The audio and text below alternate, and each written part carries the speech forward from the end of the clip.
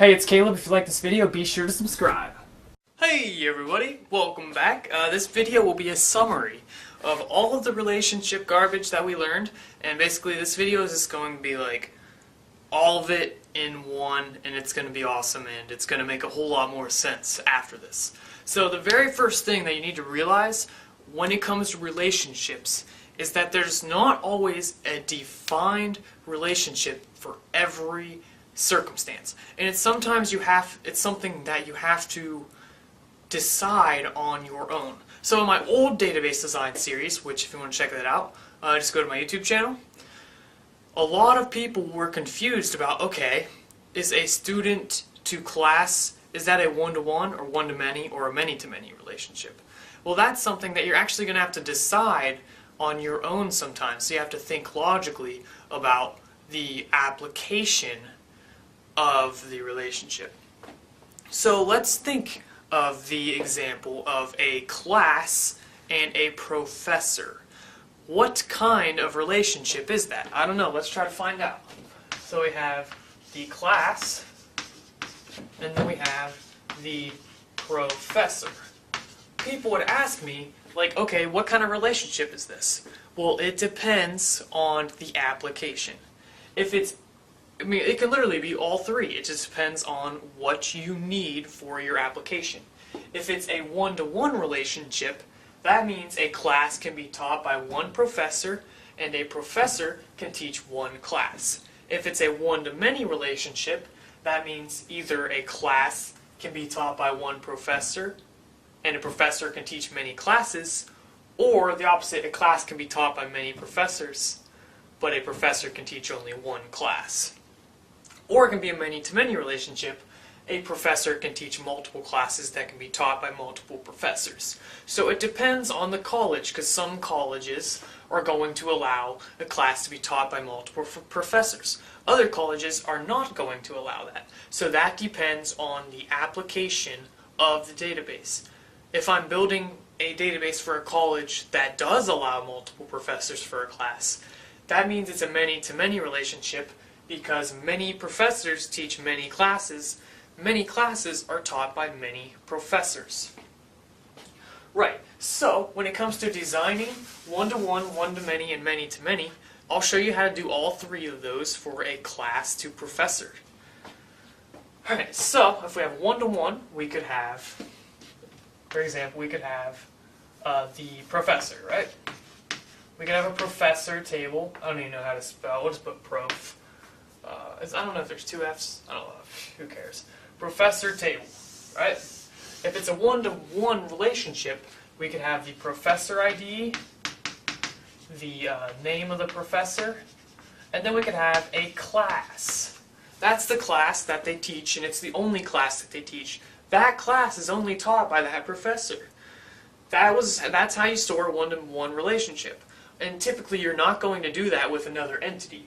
When it comes to like a name, you typically will do that because the name is just assigned to that person. A class can typically professors can teach multiple classes unless you're some kind of adjunct teacher. But class, in this case, is a one-to-one relationship. If we wanted to make it a one-to-many relationship, well then we would break off class here, get a new table, class, we'd have a class ID, and here we could put more information about the class. So we'd have the class name. This is the most common way of storing information on two tables.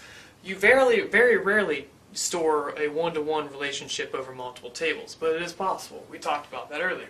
And we'd have class name, and then we could have more information about the class.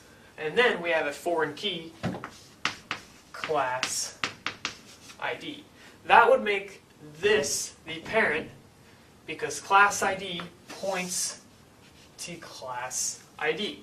If you wanted this to be the parent, well then we would switch that. We would make professor ID, which would probably be the most logical way to do that. But you have to keep that in mind because it can be a one-to-many direction, a one-to-many this direction, or it can be a one-to-many this direction.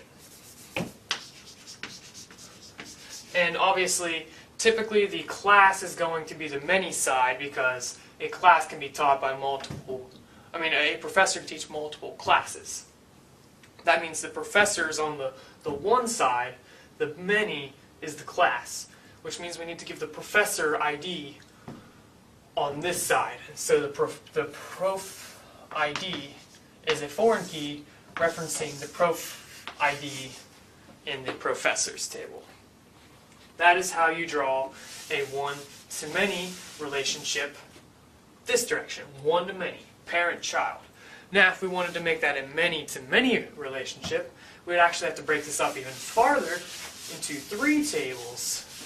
So now we have the professor's table, and then we have the class table, and then we have the probably class professor's table, which is the intermediary table. So we have this table here, this table here, this table here. This will have an ID, professor ID, and this will have an ID, class ID. Then you reference this in this intermediary table where we'd have professor ID of like 6 with the class of 7, professor ID of 6 with the class of 8, which is basically saying this professor with the ID of 6 is teaching 2 classes.